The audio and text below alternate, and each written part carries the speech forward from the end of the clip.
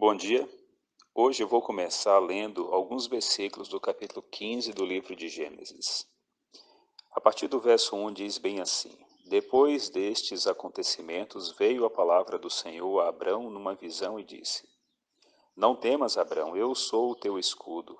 O teu galardão será sobremodo grande.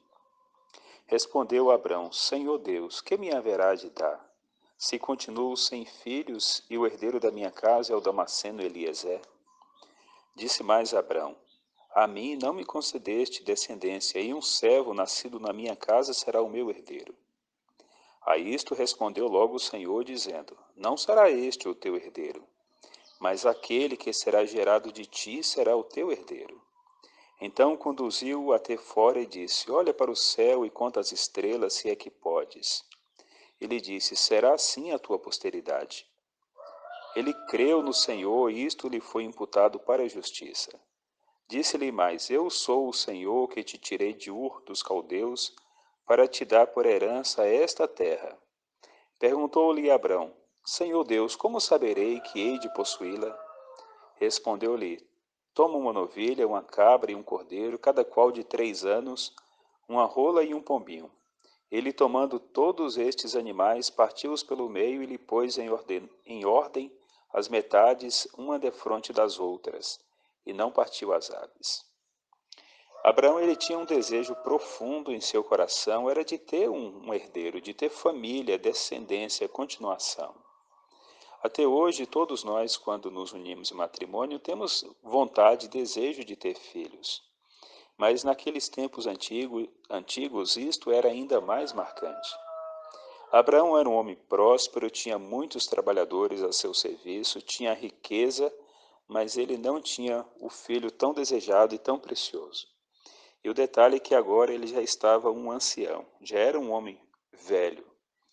E quando Deus diz no capítulo 15, verso 1, que ele terá um galardão sobremodo grande, Abraão pensou que eu poderia desejar mais do que um filho. E ele diz: Senhor, eu não tenho um filho, eu não tenho um herdeiro. Eu já fiz planos de colocar um de meus servos como sendo o meu herdeiro. Mas o Senhor então lhe faz a maravilhosa promessa: Você terá um herdeiro que será gerado de ti, e a tua descendência será sobremodo grande, e você herdará toda essa terra na qual eu estou mandando você peregrinar. O texto diz que Abraão creu em Deus. Ele acreditou que o Senhor estava falando sério e que o Senhor iria cumprir sua promessa. Nós só podemos honrar a Deus quando nós acreditamos em sua palavra, quando suas promessas são levadas a sério. Se nós duvidarmos do que Deus disse, é porque lá no íntimo nós estamos dizendo que Ele é indigno de nossa confiança. E isto é uma incrível desonra. Mas quando nós cremos naquilo que o Senhor diz que fará, nós estamos honrando a Ele, mostrando que Sua palavra é digna e que Ele é totalmente honrado para cumprir aquilo que Ele está prometendo. Deus havia feito a promessa de um galardão sobremodo grande, e a princípio Abraão pensou apenas que era a descendência. Mas Deus lhe daria algo mais precioso do que gerar filhos e de que ter herdeiros naturais. Deus estava prometendo a ele a salvação eterna, a viver no reino de Deus e na presença de Deus. Mas é verdade que a descendência era uma promessa real, e que aquela terra que ele estava peregrinando, de fato, Deus concederia a eles. Mas, no entanto, não seria imediatamente. Abraão haveria de morrer sem ver a concretização dessa promessa, mas ele viveria, creria e peregrinaria toda a sua história com a certeza de que Deus havia de cumprir a promessa. No verso 18 do mesmo capítulo diz bem assim: Naquele mesmo dia fez o Senhor aliança com Abrão, dizendo: À tua descendência dei esta terra, desde o rio do Egito até o grande rio Eufrates. Então a promessa é que eles herdariam tudo aquilo.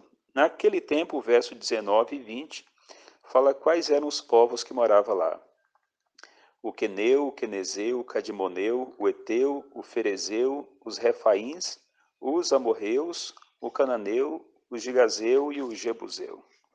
Esta era uma terra habitada, e Deus estava dizendo que ia dar uma terra que já tinha gente. Então, por que que isto aconteceria? E essa conquista seria futuramente mediante conflitos militares. Mas uma resposta para isso está aqui no próprio capítulo, diz bem assim, no capítulo 15 ainda. Deus fala que seus descendentes serão escravos na terra alheia.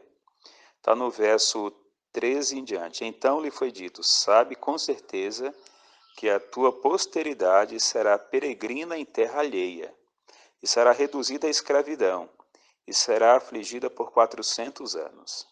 Deus já está anunciando aqui que eles seriam escravos no Egito, e o tempo da escravidão seria um período bastante longo, de 400 anos. Mas aí ele já faz também o anúncio da libertação. Mas também eu julgarei a gente a quem tem de sujeitar-se, e depois sairá com grande riqueza. Agora falando diretamente da pessoa de Abraão, e tu irás para os teus pais em paz, e serás sepultado em ditosa velhice. Agora falando dos seus descendentes que seriam escravizados. Na quarta geração tornarão para aqui, porque não se encheu ainda a medida da iniquidade dos amorreus. Olha que interessante, esta terra era habitada por 10 povos diferentes, entre os quais os amorreus. Deus iria esperar 400 anos para depois infligir o juízo sobre todos os moradores daquela terra, pois entre os 10 povos diferentes, todos iníquos e ímpios, os amorreus ainda não tinham alcançado o limite da iniquidade deles, que não seria mais suportada por Deus. Veja como Deus é longânimo e como Ele é misericordioso. Ele não estava destruindo aquelas nações com juízo simplesmente para desocupar o lugar e dar para o povo de Israel. É porque aquele povo havia se afastado tanto de Deus que não havia mais recuperação para eles. Eles haviam resistido tanto à influência do Espírito Santo, e o mal, o pecado e a influência diabólica era tão geral sobre eles que eles não tinham volta, com exceção dos amorreus. E por misericórdia e amor dos amorreus, Deus aguardaria pelo arrependimento deles. Mas sabendo todas as coisas, Deus sabia que depois de 400 anos, os amorreus estariam em tão profunda iniquidade quanto todos os outros povos que moravam ali. E só então Deus iria castigá-los e destruí-los, mostrando que Deus é um Deus de grande compaixão e de grande misericórdia. Ele esperaria todo este tempo para poder infligir o juízo sobre aquelas nações, mesmo que o povo dele, o povo de Abraão, durante esses anos tivessem que peregrinar em terra alheia, mesmo que fossem levados à escravidão, mas Deus estava fazendo a promessa que no tempo certo ele traria eles para a terra de Canaã. No livro de Hebreus, no capítulo 10, Deus fala sobre isto. A partir do verso 35, diz bem assim: falando primeiro para todos os cristãos, todos aqueles que têm as promessas do Senhor, assim como Abraão também teve. E em seguida ele vai falar de Abraão. Então, falando para nós que somos cristãos, nós que também estamos peregrinando aqui nessa terra, a exemplo do povo de Israel, diz bem assim: não abandoneis, portanto, a vossa confiança. Ela tem grande galardão. É da mesma forma como o texto começou lá no capítulo 15 de Gênesis, Deus falando para Abraão. Deus estava fazendo a promessa de um grande galardão para ele. E agora ele está fazendo a promessa de um grande galardão para nós também.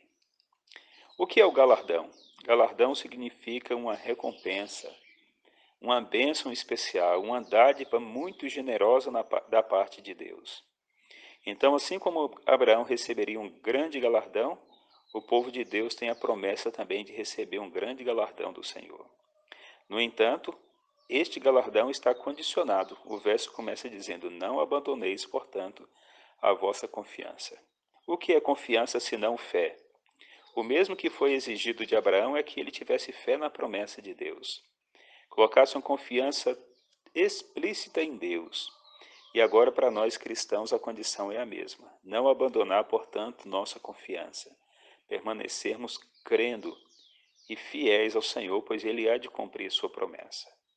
E ainda no capítulo 10, continuando a leitura, verso 36, com efeito, tendes necessidade de perseverança, para que, havendo feito a vontade de Deus, alcanceis a promessa, porque ainda dentro de pouco tempo, aquele que vem virá e não tardará.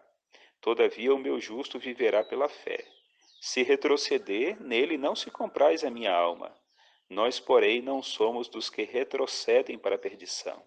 Somos, entretanto, da fé para a conservação da alma. Esta é o tipo de, estes é o tipo de gente que Deus está buscando para ser seus servos.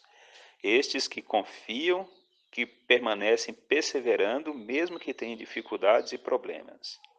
Assim como a descendência de Abraão seria peregrina em uma terra, seu filho não herdou aquela terra, seu neto Jacó também não herdou aquela terra, mas seus descendentes herdaram conforme a promessa de Deus. Levou muito tempo, é verdade, 400 anos, até que os descendentes de Abraão se estabelecessem ali como donos da terra. Parece que está demorando muito para nós recebermos por herança a terra prometida, a nova Canaã, que nada mais é do que este planeta restaurado por Deus. O planeta reconstruído, uma nova criação Deus fará, para que seu povo possa morar aqui. E ele lembra que é dentro de algum tempo que isto acontecerá, na volta de Jesus. Repetindo o verso 37, porque ainda dentro de pouco tempo aquele que vem virá e não tardará. Então nós precisamos continuar aguardando o Senhor voltar, pois essa promessa certamente se cumprirá. Ainda aqui em Hebreus, no capítulo 11, ele está escrevendo para o povo de Deus, mas aí ele nos lembra de Abraão e dos demais patriarcas que criam na promessa de Deus. No verso 8 do capítulo 11 de Hebreus diz: Pela fé a Abraão, quando chamado, obedeceu, a fim de ir para um lugar que devia receber por herança e partiu sem saber para onde ia. Pela fé peregrinou na terra da promessa, como em uma terra alheia, habitando em tendas com Isaque e Jacó, herdeiros com ele da mesma promessa. Porque aguardava a cidade que tem fundamento, da qual o Deus é o arquiteto e edificador. Que interessante, Abraão chegou a compreender que além daquela terra onde eles estavam peregrinando, e que era apenas uma passagem, ele sabia que este mundo chegaria a um fim, mas o texto diz que ele estava aguardando, na verdade, era a cidade santa, aquela cidade que Deus construiu no céu. O texto diz que Deus, ele é o arquiteto, ele é o fundador dessa cidade, é o edificador. Então imagine que lugar maravilhoso será a capital da nova terra, a nova Jerusalém. Então Abraão sabia que ele iria receber uma herança realmente muito grande, como Deus disse. Ele viveu em tendas, morou, envelheceu e morreu naquela região. Não sozinho, porque o texto diz que morou com ele o seu filho Isaque, e ele ainda conheceu os filhos de Isaque. No caso aqui menciona Jacó. Abraão viveu uma velhice feliz, tranquila, sabendo que Deus estava cumprindo a promessa desde o momento que o seu herdeiro legítimo, que é Isaque, havia nascido. Mas ele aguardava uma promessa, que era a promessa do reino eterno de Deus. E aqui no capítulo 11 ainda diz bem assim, vou pegar aqui o verso correto, diz o texto no verso 15. Não, não é o verso 15. Verso 13. Mencionou Abraão, Isaque e Jacó, diz: todos estes morreram na fé, sem ter obtido as promessas, a promessa literal ali. Vendo-as, porém, de longe, e saudando-as, e confessando que eram estrangeiros e peregrinos sobre a terra. Porque os que falam deste modo manifestam estar procurando uma pátria. E se na verdade se lembrasse daquela de onde saíram, teriam oportunidade de voltar. Mas agora esperam uma pátria superior, isto é, celestial. Por isto Deus não se envergonha deles de ser chamado seu Deus, porquanto lhes preparou uma cidade. Irmãos, a mesma promessa que Deus fez para Abraão, ele fez para nós. Ele nos prometeu também uma terra superior.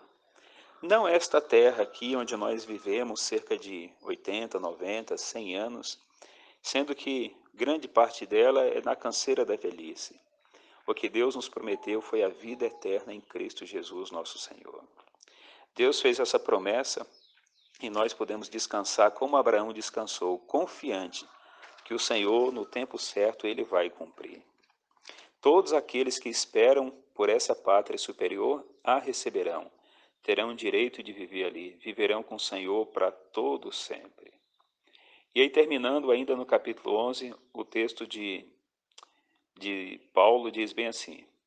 Vou pegar aqui depois que menciona todos aqueles que eram os heróis da fé. Falou de Abraão, de Isaac, de Jacó, fala de Moisés, fala de vários outros personagens, como é o caso de Davi, de Sansão e de muitos outros.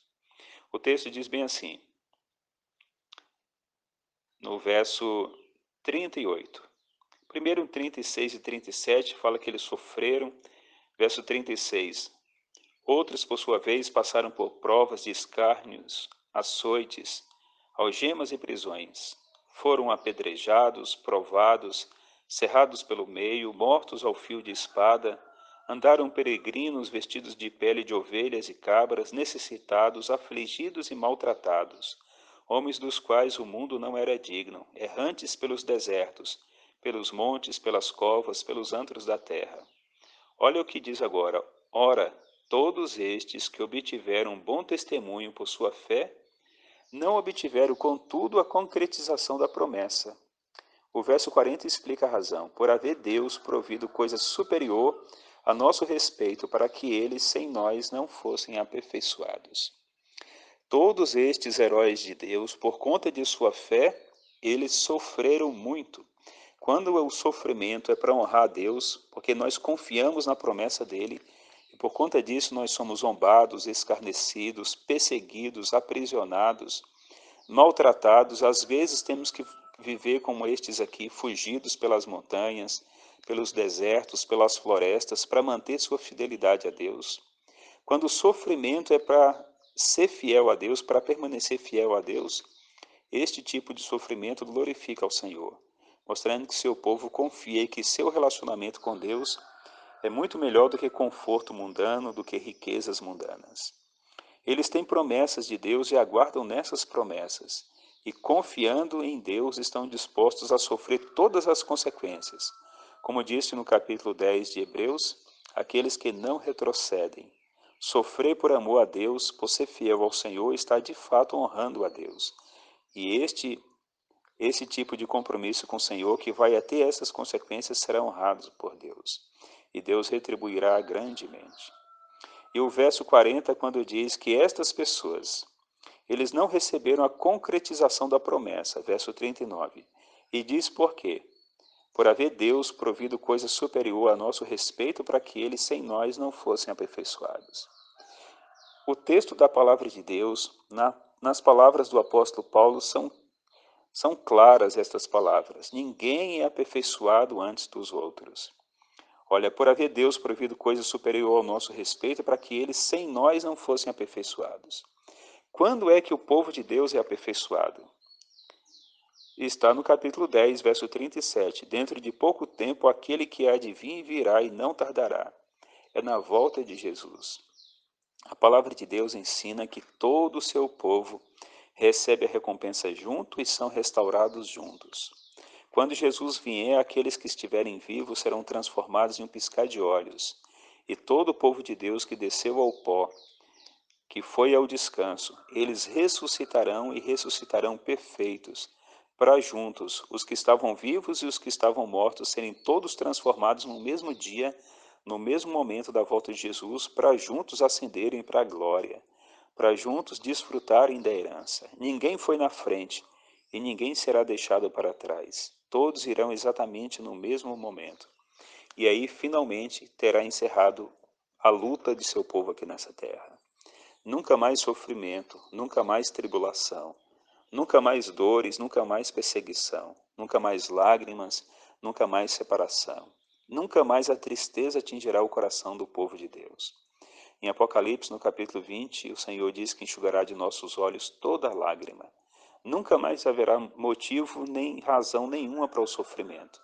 Nós viveremos com nosso Deus para todo sempre. Este será o nosso grande galardão. Esta é a promessa que Deus fez para Abraão, que era muito superior a ter herdeiros. Era uma promessa de viver para sempre na companhia do Senhor e na companhia também de todos os remidos. E este galardão prometido para Abraão é o galardão prometido para todos aqueles que aceitam entrar na aliança com o Senhor. Estes que aceitam são chamados por Deus para serem justos, viverem vidas justas, e esta vida justa aqui neste mundo, Honrará a Deus, mas atrairá perseguição para nós. Afinal de contas, a palavra de Deus, escrita pelo apóstolo Paulo, diz bem assim na sua carta a Timóteo: pois todos aqueles que querem viver piedosamente em Cristo serão perseguidos. Não são alguns, são todos. Todos aqueles que se dispõem a serem fiéis de verdade ao Senhor, estes sofrem perseguição. Mas se não desfalecem, se sua fé continua segura em Deus, se sua confiança permanece ligada àquele que fez a promessa, todos estes, na volta do Senhor, receberá o prêmio da soberana vocação. Se estiverem mortos, não há problema nenhum. É como se estivessem dormindo e o Senhor os desperta. Se estiverem vivos, serão transformados naquele momento. Mas todos terão a oportunidade de colocar os olhos naquele que é o nosso Salvador, que nos criou, que nos redimiu e que virá para nos buscar. Que Deus nos ajude nunca a esquecermos dessa promessa, vivermos e servirmos ao Senhor aqui com todo o nosso coração, porque, como disse o apóstolo Paulo aqui na carta aos Hebreus, aquele que há de vir virá, e nós devemos aguardar por ele com toda a nossa confiança, e ele certamente colocará suas bênçãos sobre todos aqueles que assim procederem, que assim o aguardarem. Em nome de Jesus, precisamos perseverar. Ele nos dará toda a força e poder que nos é necessário.